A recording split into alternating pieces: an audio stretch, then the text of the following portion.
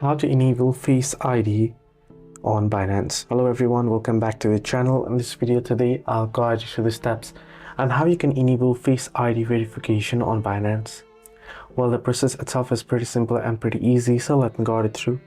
In order to enable Face ID verification on Binance, what you can do is simply head over and here now, open up Binance first. Once you open up, make sure you're logged into your account here. Tap on the profile icon or the Binance logo at the top left, and then here you'll find the settings icon. You can tap on settings and head over to settings. Under settings, now if you look here, you'll see that there's no any option for such, right? So here what you want to do is, once on your profile here on this page, here tap on your username here at the top.